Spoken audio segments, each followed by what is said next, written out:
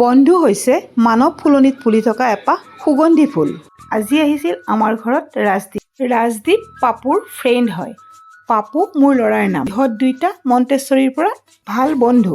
ৰাজদীপে নিৰামিষ খাওঁ বুলি কোৱা কাৰণে দৌৰাদৌৰিকৈ কেইটামান কেঁচা বাদাম তিয়াই থলোঁ আৰু সেইকেইটাৰ বাকলি গুচাই নাৰিকল, কেঁচা বাদাম, ধনিয়া পাত, জলকীয়া আৰু আদা দি ভালদৰে মিক্সি জাৰত পিচিবলৈ দিলোঁ।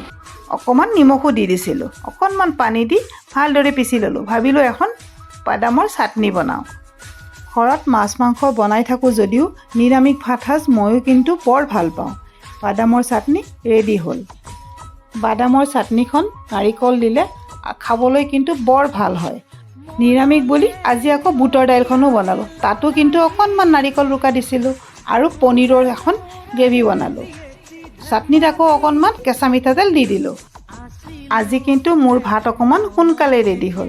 ভাতৰ লগত বেচনেৰে ভজা বেঙেনা, লগত দিলোঁ এপিচ নেমু টেঙা আৰু দিলোঁ দুপিচমান বিলাহী কাটি, লগত আৰু এটা কেঁচা জলকীয়া। বাদামৰ চাটনিটো আছেই, আনফালে আকৌ পনীৰো বাতি এটাত দি দিলোঁ আৰু দাইলৰ বাতিটো পাপু আৰু ৰাজদীপক মাজতে দি খাবলৈ মাতি আছোঁ।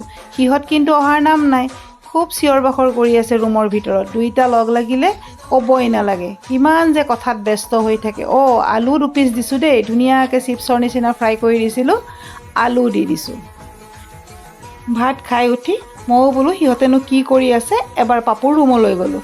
দুইটাই কথাত কি ব্যস্ত, হাঁহি হাঁহি বাগৰি যায়, ক'বই নোৱাৰে।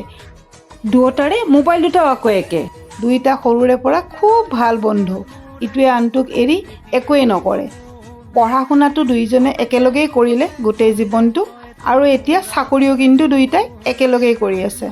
ইহঁত দুইটাই ADRDৰ এক্সামো দিব, তাকেই আলোচনা কৰি আছিল। এইবাৰ হেনো ADRDৰ এক্সামত সিহঁত দুইটাই পাছ কৰিব আৰু একেলগেই জব ল'ব। ক'তেই মৰো মই।